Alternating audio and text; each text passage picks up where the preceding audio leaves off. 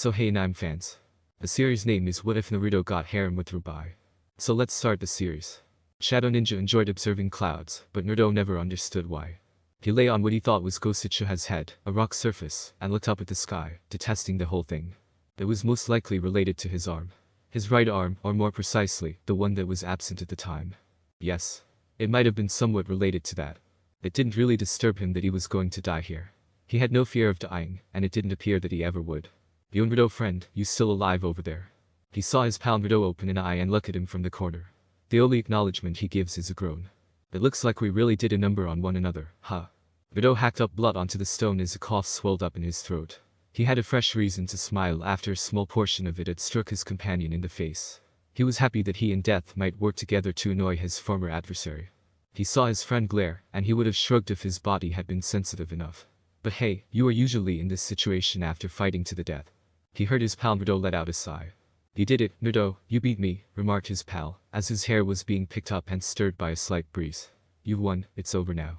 Naruto gave a snort. It was never about beating you, you idiot. It was about trying to protect the people that you were trying to hurt. You make it sound like some sort of pissing contest, that ain't it at all. All that the Naruto friend could do in response was groan and turn away. Naruto chuckled to himself, believing that his friend's reply was rather appropriate of, okay, pal from Naruto. Then the agony returned. To be honest, it wasn't appropriate to refer to it as a return because the agony had never gone away. Rather, it had temporarily subsided, as though he had been accustomed to it. Oh, how painful it was. Wave after wave of it, at times bland, at other times stabbing, rushing forward in a manner that was hard to ignore. His entire body was affected, not just his arm. At the absolute least, a number of bones were cracked, and it's reasonable to assume that some of them had been crushed.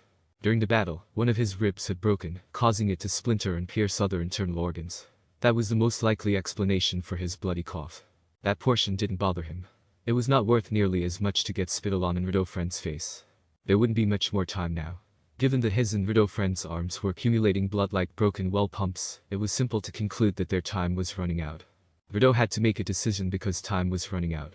He prayed and hoped Sakura would show there on schedule and be able to save them in some way. He wished for the return of his Naruto companion to hide Ninja Village. It was his goal that they could all be Team 7. It was his hope that they would all survive. Even that seemed like too much to ask for. Naruto didn't know who else could stop the endless Tsukiyomi. Someone had to. It no longer seemed worth clinging to the hope that Sakura could even save Naruto's companion. Realistic thinking was needed now. He didn't think Sakura could assist, even if she showed up on time. No, he was aware that using his last core energy to save his friend was the only way to save Naruto and lift the infinite Gen Spirit Art. He would have to save his pal Naruto, it appeared. He let out a moan and closed the one eye that was open. Since they were brothers, he loved his friend, but he knew he would die if Naruto did this. He felt like such a hypocrite, God. Everyone, even himself, was afraid of dying. Hoping Sakura would show up was one thing, but if she didn't, there wouldn't be much hope for the planet. No, this was a necessary task for him. In a way, it was humorous because Naruto had heard his old sensei tell story after story of fighting in war. He had heard a lot of those stupid stories, but no one had ever explained to him how difficult it was to walk after battling a few gods.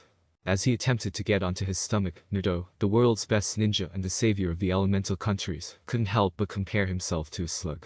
It hadn't been the brightest idea, looking back, to roll over his stub of an arm. Earlier, the pain had been intermittent. His arm, or what was left of it, was sensitive, and it felt like a roaring flame was licking at it. The pain was so great now that he had to grit his teeth. He was aware that his friend Naruto was looking at him. He went out of his way to aid this scoundrel, and this is what he deserved, only misery and scorn. It was really unjust. His entire body screamed in protest as Naruto, now on his stomach, reached out with his left arm and placed his hand on his friend's tummy. Core energy surged forward, enveloping his arm in a brilliant orange, and he held his hand in place. His already nearly depleted supplies were being drained. This would undoubtedly be his final offering. Sorry Naruto friend, you'll have to become headmaster for the both of us. Oh my goodness, it was so cheesy. He would have joked about his final remarks if the matter hadn't been so serious. They were awful, very awful. In any case, he saw his friend Naruto's eyes enlarge, and his breath come in sharp gasps. Naruto wished his chest didn't hurt so much, since he could laugh a lot if his pal took those remarks seriously. Naruto, stop! Shouted his friend, his eyes widening as the awful truth of what he was going to do hit him. You don't have to do this. We can hold out for Sakura, she'll make it in time. They both knew that was untrue. Sorry Naruto friend, but you need to make it through this. Save the world, you're the only one that can, you know. Naruto wanted to chuckle at the circumstance. His speech tick was showing even in the latter stages of dying. Become the greatest headmaster for the both of us. After saying his last words, Naruto closed his eyes and died as he had lived, defending those he loved. Though it wasn't, the shield was a weapon. Maybe that's why John Ark adored it. Its main function was protection, but he could utilize it aggressively. He hoped to get recognition from his family and others around him by becoming like his shield, desiring nothing more than to defend others. Being a hero had always been his dream. For it is in passing that we achieve immortality. With his nerves trying to show, John Ark let out a slow breath. Now, he had the opportunity to become a hero, to be like his shield. A paragon of virtue and glory to rise above all. He felt a wave of peace. His eyes were closed, his pulse rate was steady, and he felt attuned to the world. He could hear the sounds of nature and feel it through him as well as on his body, as if he had reconnected with it. Nature connection seemed so strange. It seemed as though his anxieties had vanished, unanchored in reality. Those issues seemed to have no real roots. They were just there for him and everyone else to overlook. Infinite in distance and unbound by death. He felt a surge of energy that he knew wasn't his own. It was reluctance mixed with warmth and sympathy. He had been informed by prayer that the soul was the source of war. Through the energy that had infiltrated his senses, he could sense how her emotions and complete being were reflected through it. I release your soul, and by my shoulder, protect thee. Prayer's aura awoke when his hand left his shoulder, and it was a wonderful sensation. Prayer had told him that it protects our hearts, and he had become like his shield. With a laid-back smile, Prayer stated, I use my aura to unlock your own, and the energy that protects you now is yours. You have a lot of it. Admiring his new glow, John raised his palms. In addition to having a cool appearance, it gave him a strength he was unaware existed, radiating off of him in waves, and providing him with feelings he was unaware he possessed. He cleaned his face with his finger. The tree scratch was almost completely gone. He was momentarily amazed. But all of a sudden, he could smell ramen. The foreign cuisine was unfamiliar to John, but the salty beef broth created a noticeable smell. When he blinked, the woodland that around him was instantly replaced by a warm wood stand of some kind, with an elderly man in a chef's hat behind the counter. Then he noticed another man, a man with a scar over his nose who was wearing a green vest. He put out his hand and tousled John's hair, and all he could do was gape. Holy shit. The thought crossed his mind, this guy is huge. Standing just over 6 feet tall, John thought he was fairly tall for his age, but even he had to strain his neck upwards to gaze at this man. The specter vanished as quickly as it had emerged, as if it had never existed in the first place. The scent of the surrounding nature and tree sap took the place of the ramen's odor. The wood's normalcy, the bird's soft tweeting, and the sound of the wind rustling through the thick grass, had all returned. The temperature contrast is the most striking. The venue had given the stand a heated, stuffy atmosphere, but now he could feel the cool breeze on his face. John gave a headshake. What was that earlier? He had a purpose, thus he shouldn't have been considering such things. He yelled out, "Purr," in an effort to get his teammates' attention. In the hopes of catching up to her, he began to jog. After all, they still needed to locate the relics. John had heard that your life would flash before your eyes just before you died. However, for him at least, this was not the case. When he had falsified his credentials to get access to Beacon, he had never anticipated any consequences. He was still thinking that this whole thing was a hoax, even as he crossed the bridge with the Hammer Girl. He felt as though he had been thrown into one of his fantasies. It was too unbelievable. He was honoring his family name by battling the creature of Grimm, while assuming the character of the valiant knight. Now, the only difference was that he lacked the expertise he typically displayed when playing hero. No, he was rooted in reality this time. Here, people were relying on him. The safety of his partner, his friend Rwby, and even the other pupils, depended on everyone cooperating in this circumstance. For them all, he would have to stay strong. He charged forward, blocking the Death Stalker's blow on his buddy with his shield. The weight of the strike caused his arm to go numb and heavy, causing him to wince. Although Per was unharmed, he saw that she had fallen and been flung aside by the other pincer. His breath caught before he could return his attention to his adversary. The stinger of the Death Stalker had risen and was ready to hit him squarely. He was immobile. His mouth was dry, his body was still frozen in place, and he could feel sweat forming on his back. It's funny how being close to death made you extremely aware of everything around you.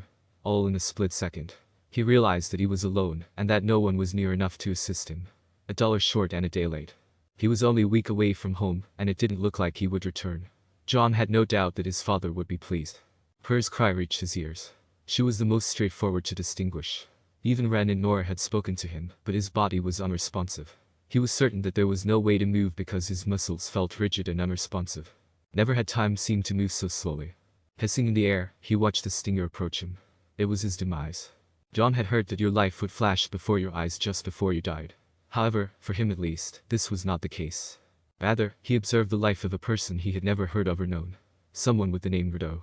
Everything happened so quickly that he couldn't be certain of what he saw. John was suddenly observing something spectacular rather than the advancing stinger. A battle between a fighter who could conjure the wind in his hands, toss it, and set off explosions that would change the landscape.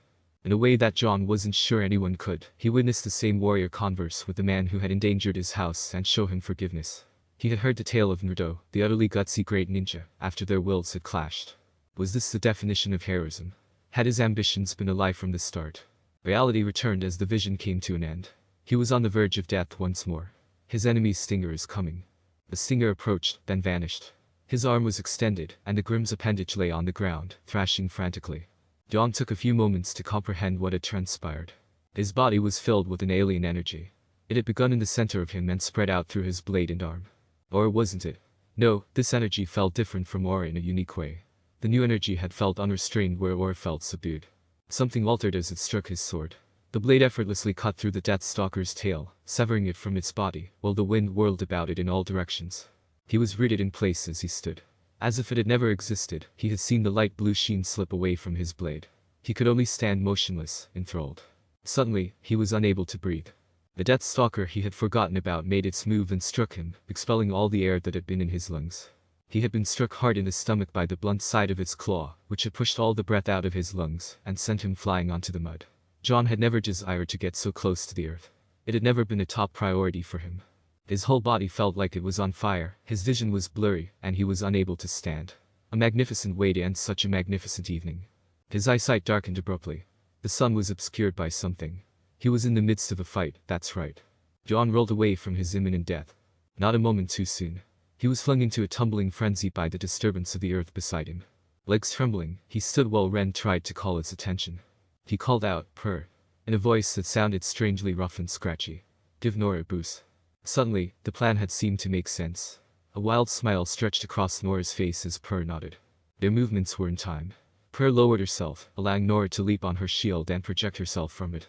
She had used her launcher to drive herself farther once in the air and again on her descent, which increased her momentum and caused the strike to tear through the exoskeleton like paper.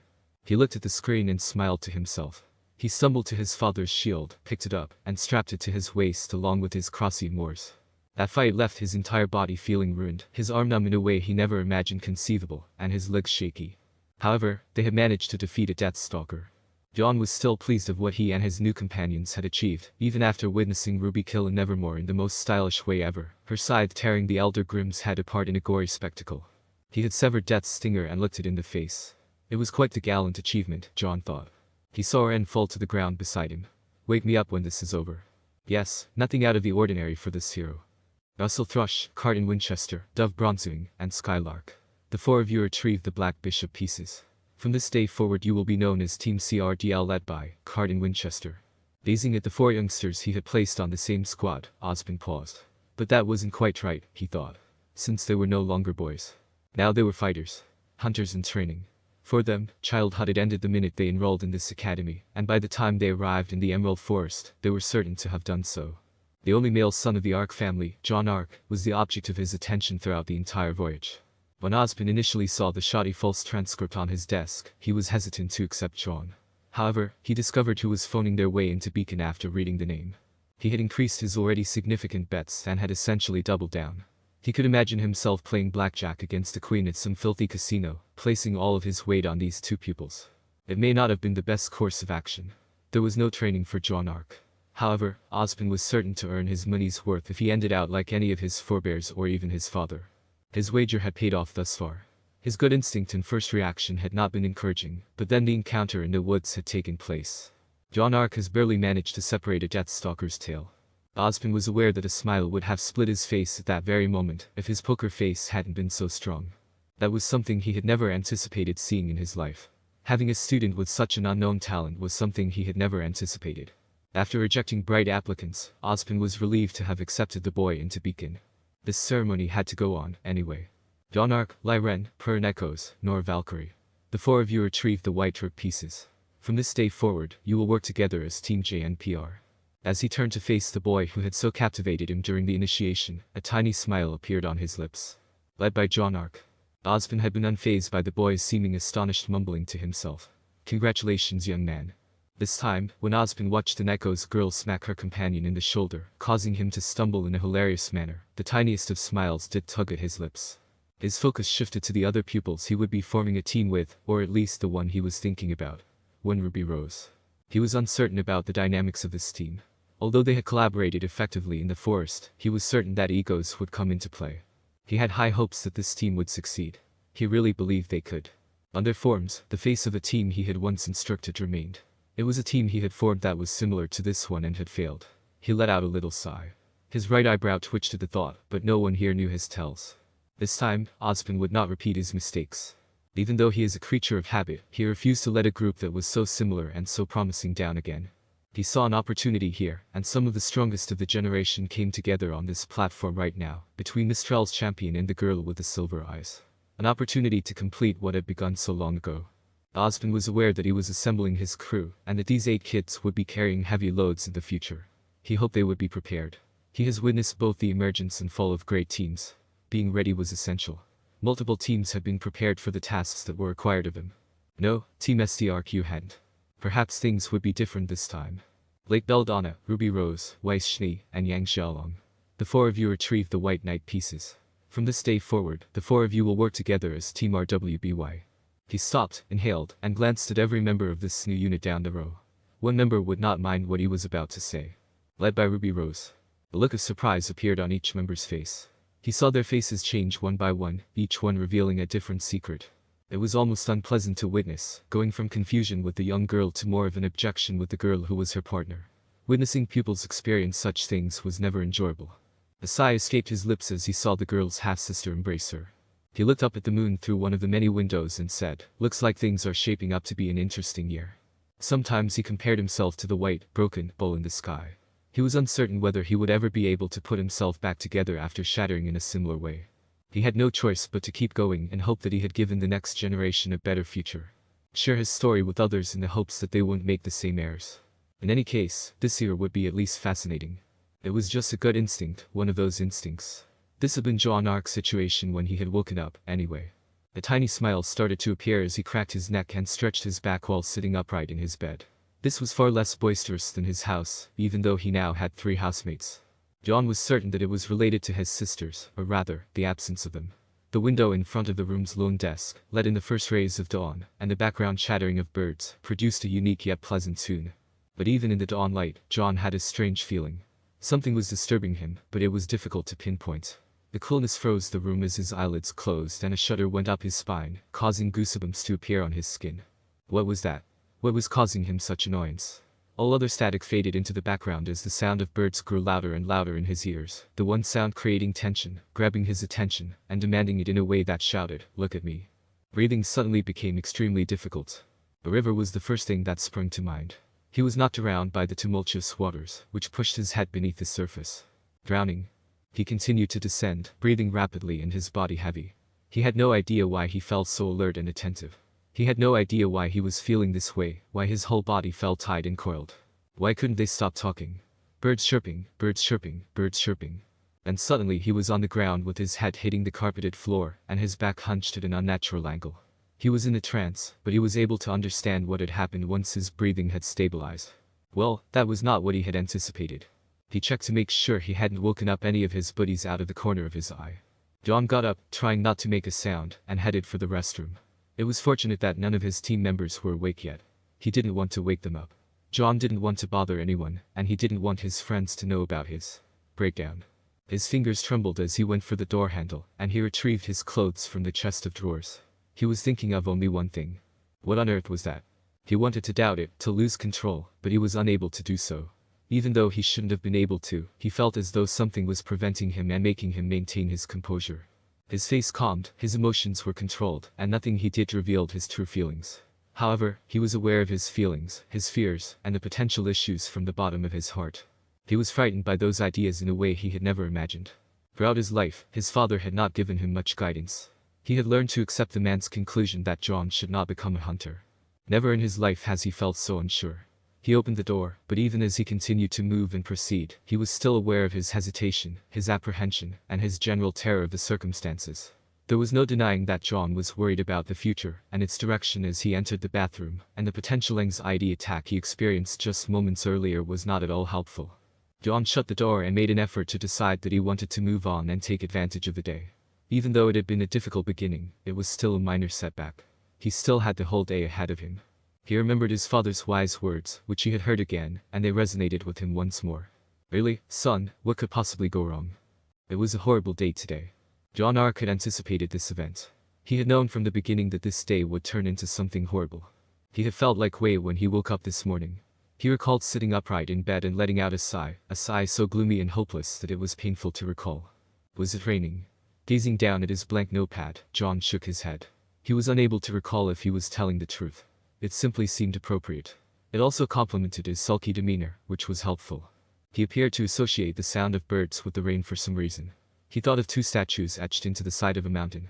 Neither was familiar, but something about them spoke out to him, begging him to remember them and their significance. Thumbing one of the leaves he now carried in his pocket, one of his hands darted into it. It made him feel better. His eyes closed, his breathing slowed, and he could feel his heart rate dropping. After his earlier morning incident, he had gone outside and ended up beneath one of the big oaks that were maintained on campus. The leaves that dropped from the tree had piqued his curiosity, attracted him in like a moth to a flame, and it had lured him onward. He found solace in these leaves even today. They gave him a sense of security, even though it seemed absurd. He could see the tall deciduous trees, and smell the sap they produced in the warm summer heat, making him feel as though he was still at home. Never in his life has he felt so isolated. "I do, sir." Redirected to the lesson he had been neglecting, John jolted to attention. He could readily acknowledge that it wasn't the best of ideas, but this lesson was also really boring. The professor was mostly to blame. The man talked endlessly about himself and his achievements, yet he never accomplished anything. Weiss Schnee had apparently volunteered for something. With his eyes closed and his mustache thick, John saw a smile, or what he thought was a smile, pull at the professor's lips. He could sense the anxiety permeating the room even from his vantage point in the rear of the class. The man waved broadly at a cage in a classroom corner and said, "Well then, let's find out. Step forward and face your opponent." John was instantly enthralled with the cage as soon as he looked over. Red, angry eyes looked out from behind cold steel bars. Sweating coldly, John started to sweat all over, starting from the back of his neck and spreading to his hands and forehead. Once, twice, 3 times he blinked. He was now storm-drained, possibly a sower, rather than the classroom. He lowered his head, something he had not done, and looked into the water that covered his ankles. His body advanced, something he once more did not wish to do. One of the stones that comprised the wall was pressed up against by his hand.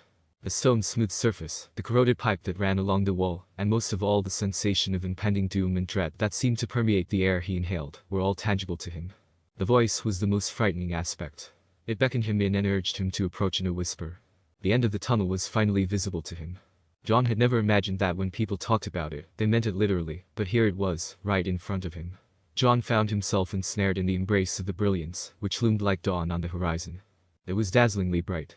His eyes blinked, then readjusted and widened. In its stead was one of the biggest rooms John had ever seen, and the brightness had faded, the nearly startling sharpness of it gone. He couldn't see the end of the ceiling since it was so high and stretched into infinity. He moved his head and looked at the pipes and the stone, which seemed to merge into one spot. The big iron gate. The pipes had ran inward, and were out of sight, but the gate was not so plain, nor so ordinary. The stone appeared to be its building blocks, framing the side of the edifice. It was spotless. Wrought iron was used to create the inlay, which extended into the abyss that lay above him. His gaze was drawn in by the paper that was resting on the big gate. However, it was what he saw beneath the paper that made him comprehend what he was looking at. Red, angry eyes looked out from behind cold steel bars. Then everything was gone, and the room he had been in before took its place. The rusty pipes, the black stone, the sewage, and even the exquisite inlay, had all seemed so genuine, yet they had all vanished like a heat-induced mirage. The most obvious shift was in the atmosphere. The tightness that had been present had virtually disappeared, making it easy to breathe. He sought to find solace in a strange source as his breathing became shallow. His palm gripped one of the leaves he was carrying, and his fingers started to run up the spine, feeling each vein and intricacy until he could almost visualize it. Everything else seemed to fade into the background as though a certain area of his consciousness had cleared. Only the leaf and John were present. No monster, no prison, no red eyes. Like a geyser, he felt the energy from the battle in the woods surge outward and push away from him. Core energy. He had almost thought of the name. In contrast to how a foreign word should have sounded, it tasted different on his tongue. He had been using this word his entire life, so it wasn't unfamiliar to him. Like his aura, it was a part of him and it yelled at him, as if the energy had its own will. With a slight smile on his lips, he took his hand out of his pocket as his eyes opened. No longer was the leaf a single unit. The leaf was split in two perfect halves by the movement of his core energy through it, which also severed it at the spine. Alright, let the match begin. John's attention was once again drawn to the class by the professor's abrupt exclamation. He saw the big man smash the lock with a sweep of his axe. A pig-like creature with dark coloring and red eyes stalked out. John recognized the professor's reference to another Grimm from the lecture. A Borbidisc, if his memory served him correctly. John detested the color red for whatever reason. The hue worried him, but he was certain that part of it was an eye thing. He had never given it any thought before. However, he couldn't help but think about how strange and inhuman it appeared as he sat there and gazed down at that object. The color red was only bred from wrath, and red eyes were a terrible thing. You're looking into someone's soul every time you look into their eyes. His father's words returned, reverberating in his head, hitting a strange chord that sounded hard and heavy. He remembered his guitar-playing days. Was that chord augmented? Or reduced perhaps? No, he was unable to recall. He reached for the back of his head and scratched at it. It must not have mattered to him. A lull faded to static as his gaze returned to the color. Red. In the black and white classroom, that was the only thing he could see. John was unable to take his gaze off of it, the beast, or the conflict. Like the boar's body before him, red eyes would spin faster, faster, faster. The hate that devoured them and the love that would deteriorate into something unrecognizable, festering and consuming until nothing was left, made them stronger. It seemed like entering a deep abyss. A blight that seemed to go on forever and was so dark that it had no end. The curse of hatred was that. Bravo. Bravo. It appears that we are indeed in the presence of a true huntress in training. Gazing back at the aftermath of the combat, John shook his head. With her head dropped low and her rapier sliced through the Grimm's chest, Weiss snarled by the carcass. Even from this side of the classroom, he could still hear her labored breathing, despite the fact that her eyes were rebellious. She didn't want to admit that the fight was difficult. John chose to pluck off another leaf and ignored it. The slicing happened with hardly a thought, and the cut was clean. He glanced up to see Weiss scream at Rwby and leave the room. He was limited to saying the first thing that sprang to mind. Sheesh, what's with her? Via his pillow, John Ark's screams were muted. He gasped as his head surfaced after running out of oxygen, but he quickly dove back in. It had been nothing short of a nightmare today. Just awful. John had chosen to stay home as his squad went out for dinner. In an attempt to gain some solitude and gain insight into the situation, he had pretended to be ill. He was exhausted. He seemed to have lost all of his energy, and John had never experienced such a state of tiredness. He wanted to take a seat here and reflect. However, the truth was that he was too exhausted to be able to provide a logical analysis of anything. Screaming at his pillow hadn't been the best idea, now that he thought about it. After the first class, the day had not been very exciting. He had moved between classes without any problems. However, it was difficult to ignore this morning. John suppressed his want to shout throughout the day, despite having suppressed all of his problems and insecurities. He kept lying there like some sort of slug, his teeth gnashing. At the time, all he wanted to do was sleep the day away, but he wanted to know why this was occurring and how to cure it. He could readily confess that he was hungry. But sleep sounded so much better. With his eyes closed and all of his vitality gone, he discovered the world of Morpheus. His issues were not going away. This is the Hidden Leaf Village. Those were supposed to be empty words. In all his life, John Ark had never heard of a Hidden Leaf Village. However, those words had more power than they ought to have. Pain. Unfathomable agony overcame him. His head was pounding and his heart was breaking, as though his whole life had suddenly fallen apart. He had no idea that such misery could exist. One by one, faces flashed across his head as he looked at everyone he had cared for, and how they had all passed away. Hold on, none of these people were familiar to him. He was able to identify each and every one of the faces he saw, and the images that passed through his mind, even though none of them were people he knew. It seems you saved us the trouble of finding you, Naruto. What on earth? The man from the vision, Naruto. Even John R. could see what was happening at the moment, despite his slowness and awkwardness. Unlike before, when he had watched what Naruto had done, he was now experiencing the action through Naruto. Emotions were a shared experience, but the body served as the channel and the eyes as the windows. Did Naruto experience and cope with this during that incredible battle? Did all heroes go through these trials? John wasn't certain he had what it would take, if that's true. Now might not be the right time to ask a question like this, but now that I've mastered Sense Spirit Art, I'm able to sense everyone's core energy. Even before the words could be said, John's or rather, Naruto's teeth clenched, his feelings exploding. John could sense the hesitation to speak, the anxiety of what lay ahead despite the fact that his voice stayed so composed. Is Kakashi-sensei on a mission away from the village? Naruto only needed Tsunade's quiet as assurance. He responded, I see, in a monotone that seemed to indicate he was in phase. John knew better, even if Tsunade didn't. Everything Rwby experienced was palpable to him, including the anguish and grief, but most significantly, the voice whispering in his ear. Boy, let me go. Release me. Kitsu no Kyubi. One of the end-time beasts. Rwby was home to the apocalyptic monolith, which he had repressed all his life by battling it, securing its bonds, and defending his community. The beast continued to struggle against its prison. The fight went on very much as he had seen it before. The Rasen Shuriken, the spinning ball of doom, and everything in between. As the fight went on, the parts John had missed earlier started to speak to him. Now that he had anticipated becoming a hero for nothing more than recognition and fame, he felt foolish. Being a hero means being like this. To discard all you owned, fight until you were exhausted, and carry out your duties despite your discomfort. If you didn't, those around you would perish. It was difficult to live through the eyes of someone else, a hero, and experience things from their perspective. It was practically impossible in such a circumstance. In contrast, everything in his life seemed so immature. Even as Rwby lay on the ground, battered down by the pathways of pain, John watched on, through the agony, through the sorrow. He had lost, it was finished, and he was now helpless. By now, he was eating dirt. Pain's shoulder was wounded by one of the core energy rods that were deployed in his path. In front of him, Hinata lay injured and hardly aware. The idea of love was foreign to John. He discovered that he had no trouble admitting as much. In that sense, he and Rwby had something in common.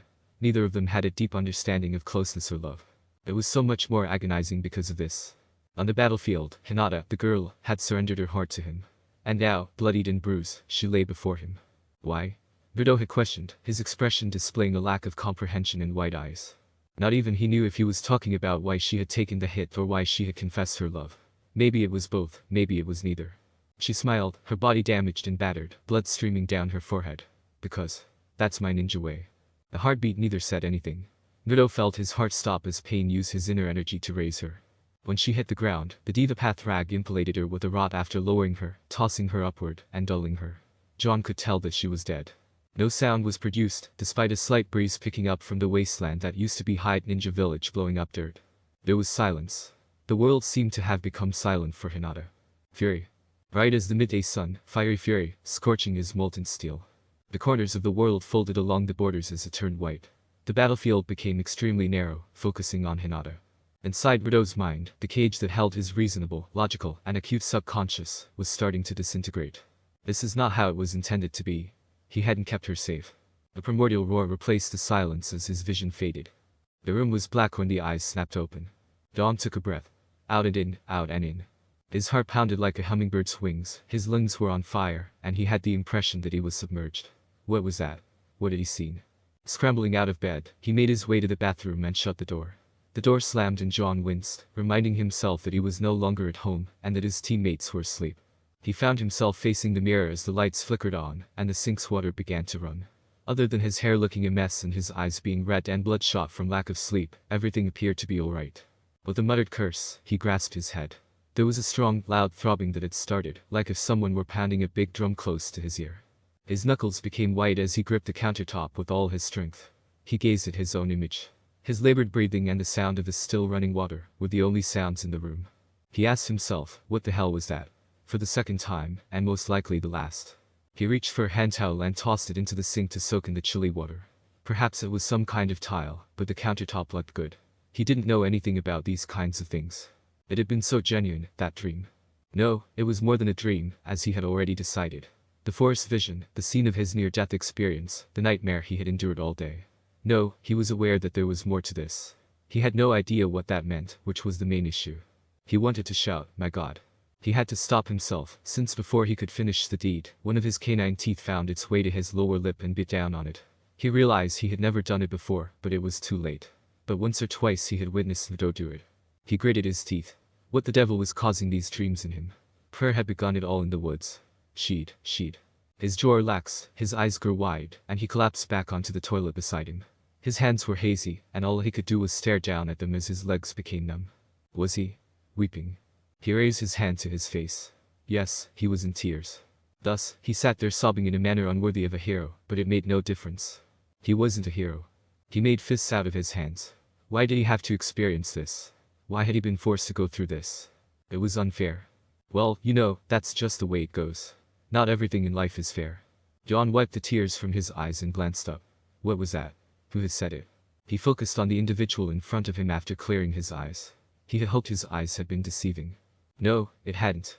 Hey, why are you sulking? Both blues blinked when they met.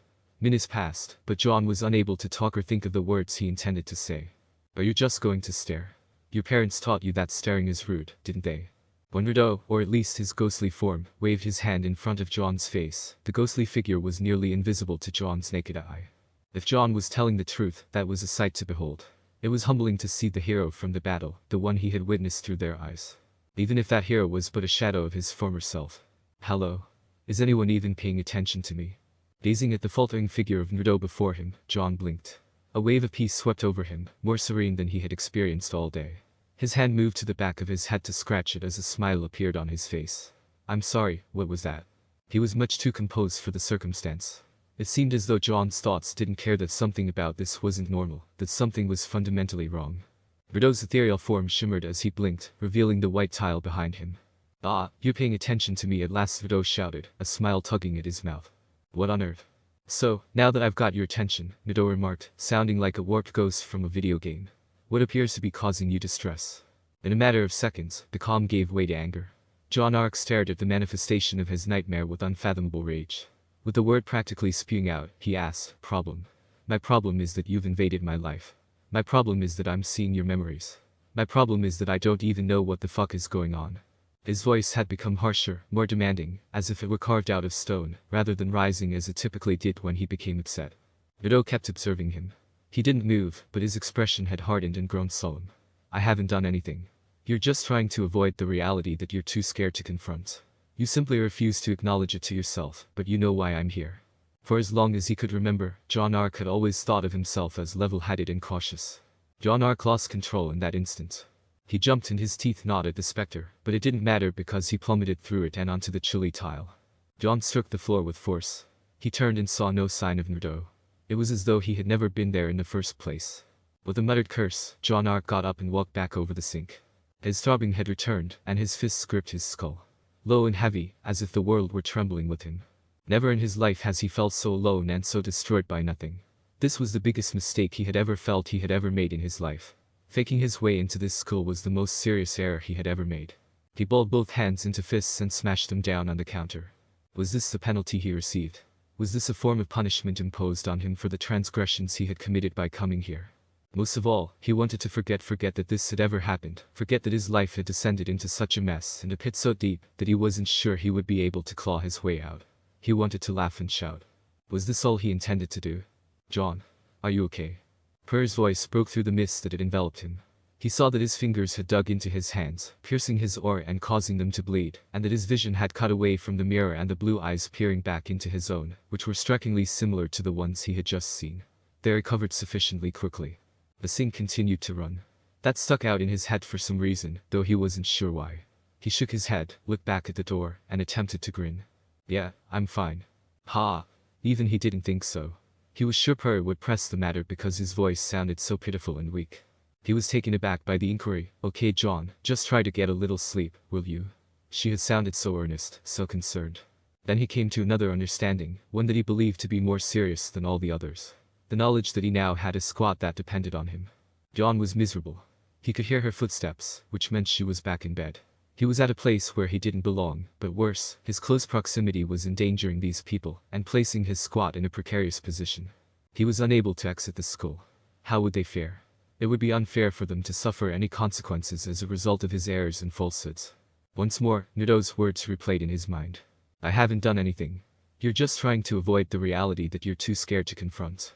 You simply refuse to acknowledge it to yourself, but you know why I'm here. The meaning of their words was profound. He simply didn't know how deep they were. A rock and a hard place wouldn't even come close to describing John's predicament. With a groan of despair, he turned away from the sink and shut off the water. He was a phony, not a hero. John was chased by the ghosts of the past. They followed his scent, chewing at his heels and getting closer, never leaving his track. They made him wake up when he tried to sleep, and they chased him when he tried to flee. He could still hear footsteps, pitter-patter. Breath stroked on his neck, hot and wild. His hair stood on end as goosebumps appeared along his arms. All he could do in such a predicament was to trust his father's counsel. The voice seemed to whisper in his ear, revealing facts he hadn't heard in a long time. John, remember to breathe whenever you're in a bad situation. So he did just that. He could only smell the beast behind him. Wet fur, putrid blood, rancid breath, and the stink of death. In and out, in and out, in and out. So, exactly what are you doing? The entire planet flipped over. A simpler, more human thing took the place of the branches that bit him as he raced, the gravel that moved beneath his boots, and the unpleasant smell on his tail. In contrast to the nocturnal trail he had just experienced, the library he recalled seemed so dull. Are you finished now? The voice that gave him counsel was not the same as this one. This tone was younger and harsher than his father's, which was firm yet kind. He steadied his breath and did not attempt to meet it. Staring down at the book before him, John stayed sitting, anchored in his place. Why even greet it? It wasn't authentic. How is that possible? Hands trembling, striving onward, fingers turning the page. He made an effort to read the words, concentrate on them, and comprehend them, but they were unclear. He trembled in his seat, his head hurting. The words kept growing as the stomach turned, the eyes narrowed, and the mind raced. The pages dried and crushed forward, colliding with his face and knocking him to the ground. His body sagged. That was something, I said. John's mouth dropped open in a moan. The dryness of the desert pained his eyelids, and he closed them. How much time had passed since his last blink? He was unable to recall. His world trembling, he pushed himself up onto his arms and looked into the haze at the phantom that tormented him. Face to cold stone, he fell, his body reacquainted ungracefully with the marble.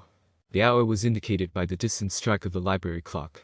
He could see nothing, but the moonlight filtered through one of the big glass windows. The world compressed, flattened, shrank, and narrowed. His eyesight was occupied by only one thing. Done? John ground his jaw and gritted his teeth. He considered his predicament and whether he should accept his fate or just lie there like a slug and keep acting like he was dead. The second choice sounded better. His shoulder began to hurt as he turned onto his back. He growled as he struggled to comprehend, his eyes shut, his fists clenched, his heart throbbing, his body scorched. Was wanting to be a hero really that wrong? Was wanting to protect the people he cared about so wrong? Was wanting to follow in his father's footsteps really that wrong? No, it isn't. As if for the first time, one of John's eyes cracked wide and she saw the world. Any clarity he had attempted to achieve was destroyed as a part of him that he had never known before, a part that was weak, terrified, and defenseless rose up. Thud, thud, thud. A steady patter of footsteps approached. His vision narrowed to a pinhole as he peered through the haze. Greens, blues, and whites blended together and disappeared into desolate lines. At the apparition's feet, fog rolled. The boom continued as it dripped into the haze. Thud, thud, thud. All he could do was lie there and close his eyes, despite his want to turn away, to get up and go, and to find any glimmer of hope. It isn't real. It isn't real. It isn't real. Like a chant, he said the words repeatedly. The heartbeat quickens, and the sound of footfall against the chilly tile gets louder. Thud, thud, thud. Then it stopped as quickly as it had started. One eye snapped open as he looked up. Did we have too much hope? Was he secure? He had come here to escape and hide from the ghost that was eating away at the shattered remnants of his sanity. The light of the one that followed, the one that harassed, the one that tormented his entire being, was once contained in the library. Nothing remained of the beast, not even its aroma, as it virtually vanished. Now, the early morning darkness was unbroken even by the sun's light. Was it already morning? He didn't know. He looked up and saw the clock, but his legs were still weak, and he was unable to stand. The moonlight reflected off the smooth floor and seeped in through the enormous, elaborate windows. 2:10. He relaxed his jaw. 2 days. He'd been awake for 2 full days. He grasped the chair next to him, but he was unable to raise himself. John R. collapsed again into the chilly tile beneath him, his arms shaking, his body shivering, his breath catching. Trying to stand now was not worth the effort. Even though his eyes were closed, he could see the face of the person who had scared him so greatly before sleep took hold. Naruto gazed back at him, a mirror image of itself. Even now, though, John was unable to distinguish between the person staring in the mirror and the shade. After you get some rest, I'll see you. You know, we still have a lot to discuss. He cocked his head to the side. You'll be gone for a short time. You cannot escape me indefinitely. He kept hearing his hunter's words as the rest of the moon's light faded, and his thoughts continued to roll over and over. The worst of his nightmares came to pass. Why would the greatest hero want to share a meal with the biggest liar, after all? The sound of water hitting stone was distinct from that of blood. He could hear how distinct it was each time the red liquid hit the ground. Each drop had a weight that further separated it from the sound he was used with as normal. Let it drip. Let it drip. Let it drip. His gaze strayed to the individual above him from the red pool. His hands curled into tight fists, his face sank, and a gasp from his lips. His voice was a scarcely discernible whisper as he said, "Why?" His best buddy and adversary, Naruto friend Ichiha, was standing in front of him with needles sticking out of him like a pincushion. They were surrounded by ice mirrors from all sides, but Naruto's friend's reflection was visible in each one. There was a lot to absorb and comprehend, from the iron liquid at his feet to the senbon in his neck. However, Naruto's attention was drawn to a single item that he found very noteworthy. A fan of Ichiha. It was something he knew about. For years, he had been staring at his friend's back as if it were a wall he could scale. He dug his nails into the caulk, causing the beds to burst and bleed. In an attempt to catch up to his companion, Naruto attempted to ascend higher. But he had done precisely that the one time it mattered, the one time he couldn't fail. Like always, his gaze watched Naruto's back, the red and white appearing so high, so far away. If only he had been more powerful. If only he had put in more effort. Had he not been so frail. I always hated you. As Naruto's friend's feet slid on his own blood, a cough came up from his throat. He lost his footing and toppled backward. He didn't know when he moved, but his friend Naruto was in his arms, his body cold. He spoke, choking back a sob as his voice cracked. "Why me?" he asked, his hands shaking. "I never asked for any of this." In Naruto's friend's eyes, the fire extinguished. Even though he had a deathly pale face, that foolish smirk continued to tug at his lips. "I don't know. My body just moved on its own." Dawn's gaze expanded. At his fingertips, the pulse ceased. Gasps came out of his throat, short and raspy. He had failed the one time he couldn't afford to fail. He rolled his logical intellect in on itself. Though it didn't matter, a part of him kept screaming that this wasn't real, and that it wasn't happening. This cold, dead, and lifeless person in his arms was all too real. A voice said something. He never wanted to hear it again. "Use my power, boy." The entire planet was red. Anger set in, fierce, raging, and feverish. He made an effort to defend himself, but he could taste hate in every breath. It corrupted him as it entered him. The anger was addictive and poisonous. "I'm going to kill you." Never before has he spoken so firmly. His voice was thick and twisted, but he ignored it. No, he was facing something bigger. He met the boy's gaze in the mirror. He knew which one he wanted, even if his best friend's executioner was standing in front of, next to, behind, and above him. The rat was hiding from his hunter in his ice hole, trembling. The pursuit was underway. Low to the ground, Naruto no, John rushed forward. This vermin, this person, had to perish. He yelled, and needles flew. He ran toward his objective in the mirror, but the vision vanished, leaving nothing behind. His adversary shifted. His body shifted as he turned, his eyes observing. Where had he gone? Would you please tell me where he was? Before his shoulders exploded in pain, all he could see was a change in the air, a shift in pressure above and behind. John's face twisted into a wordless sneer as he gritted his teeth and pressed his canines into his lower lips. This was insignificant. The needles disengaged themselves, flying away, spinning wildly as they were pushed forth with something not quite physical. His target vanished, and all reflections vanished as well. His eyes darted, looking for his prey as he ran, smashing the ice with his hand.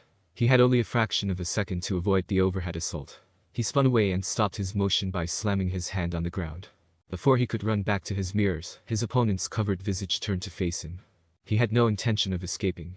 Dawn ran, frame low, hands pushing off the stone. He was really near. 1 foot, 5 feet, 10 feet distant. His hand jerked forward and grasped. He pulled the arm he had seized, jerked, wrenched, and slammed his fist into the catch's face. It was so satisfying to see his fist rip through the porcelain mask in a clean response. The body crashed through one of the mirrors as it flew, spinning and tumbling. The shattered remnants of the mask fell away when it hit the ground and tumbled. He took a deep breath. He growled as the smell of blood filled his nostrils. Steadily and slowly. Something else, something familiar, something he couldn't quite recall, caught his nose. He only understood why when his fist got close to his skin. A few centimeters from Haku's face, his hand froze, its knuckles pallid. "Why did you stop? I killed your precious friend, yet you can't kill me." Suddenly, the rage came back, tempered but not gone. Haku was smashed to the ground when his fist struck his face. He glanced at the individual beneath him. Was he capable? Could he truly murder someone he loved? Worst of all, he believed he had no other option. Purin echoes detested her fears. She put on a front and tried to hide them, but she knew they were sneaking in. The girl was unbeatable. She detested the title, but it also gave her a facade that she almost liked. Nearly. She was aware that her armor had fractures, and that nothing was flawless.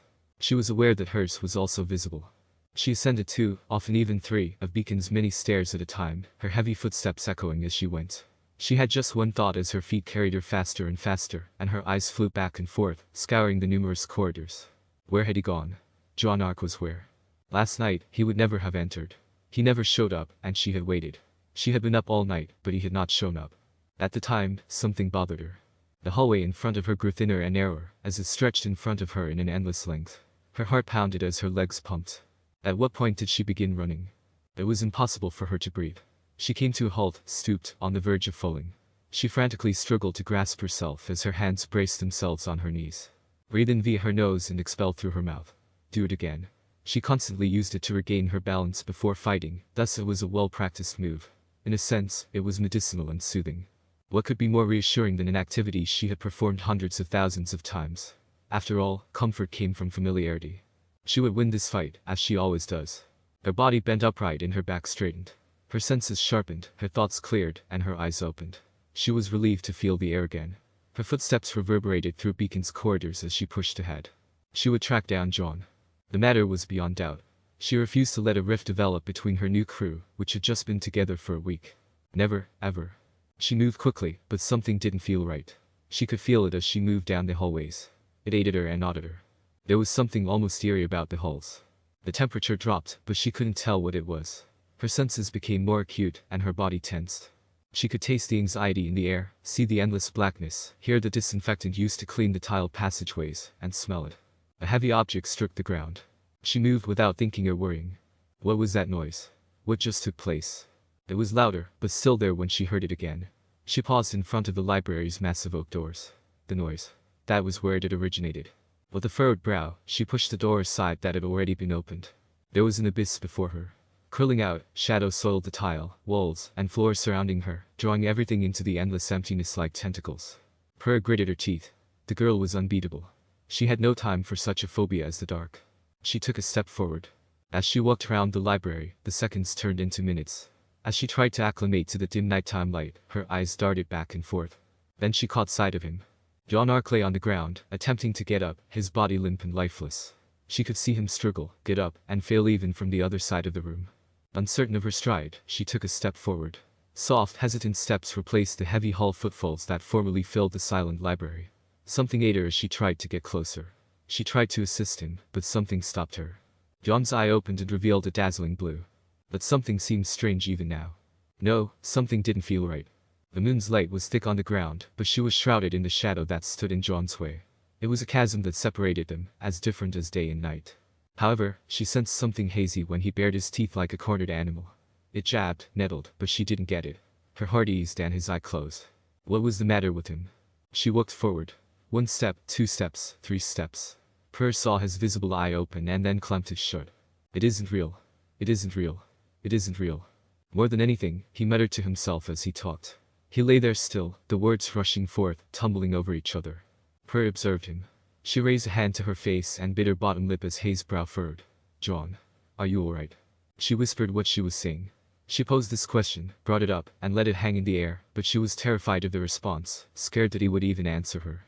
Ignoring her, John kept saying, it isn't real. It isn't real. It isn't real. Afraid to go any further, she took a few more steps forward before stopping abruptly in front of the light. John appeared to be a cornered animal of some kind. He panted, ready to strike out at anything that approached him or pursued him, his eyes darting, hands quivering, teeth snarling, and body gripping. He attempted to stand. Maybe it was a brief flash of insight. Maybe it was something else. He stood up shakily, trying to stand, but collapsed back onto his face, the chair and table toppling over with him.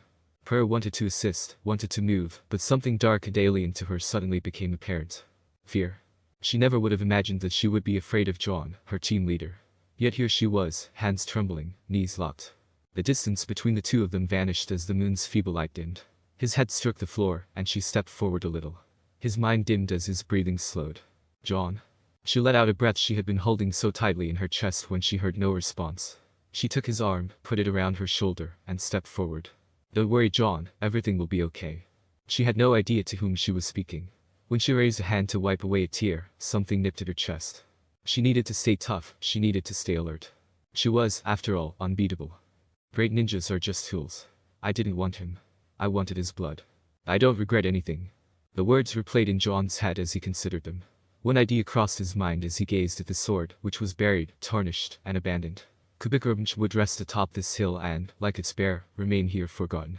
Was it preferable to die with meaning and purpose than to live alone and be despised? He didn't even know. His hair was tousled by the wind. It was chilly. Haku is a lot like his friend. He was a boy who was as pure as snow. Unfortunately, Haku was now equally cold. The hillside's grass and dirt were too low for him. He deserved more because he was so lovely and pure. He was worthy of so much more. However, John was aware that these tombstones would eventually deteriorate. Haku and Zabuza would only be memories in Rido's heart, but wood would crumble to the ground and give life again. Even so, that would diminish. Were all great ninja doomed to this? Was being a hero really so wrong? Was it really so terrible for him to want to keep his friends, people like Haku, and people he cared about safe? He was impressed by the depth of the question. If the world stopped, that is. His query caused everything to stop, including the birds in the stream. Nature itself screamed at him through the solitude. Discover the solutions for yourself. Suddenly, nature began anew, apparently content with the conclusion he had reached. With a snort, he squatted down and grabbed one of their remaining goodies. Throwing away food seems like such a waste. What are you doing? That's bad karma. The only warning he received was a slap on the wrist. Sakura gave him a fierce look, her face lowering. But Kakashi-sensei, were those two correct about ninja? Kakashi put one hand on the back of his neck and moved from left to right. A great ninja isn't supposed to pursue his own goals. Lighthearted, he leaned against a neighboring tree. He appeared worn out. He might have been worn out from all the missions, the battling, and the death that trailed him like unclean slime. No matter how hard he tried or how much he wished it weren't the case, it clung to him and wouldn't come off. John knew that Kakashi had seen a lot, but he had never considered it before. That day at the memorial stone, he had demonstrated this to them.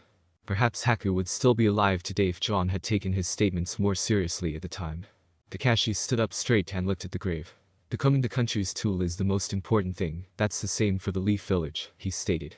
The sight didn't appear to distress him. Why ought he to be? How many times Kakashi had seen anything like it was unknown to John. Each and every ninja has to live while dealing with that issue. Just like Zabuza. And that boy. This morning's brisk wind made the leaves of the trees sway, although it wasn't as sharp. John's fists were clenched and unclenched as she stared at the flowers on their graves. He determined, no resolve, as his eyes hardened, his fingers cracked, and his back straightened. I'm going to be a ninja in my own way. Though not loud, the words reverberated throughout the clearing. The forest itself sprang to life as the birds chirped and the water roared. John walked away from the cemetery site, steeling himself. The world needed to get ready for John Arc. The floor needed to get ready for John Arc.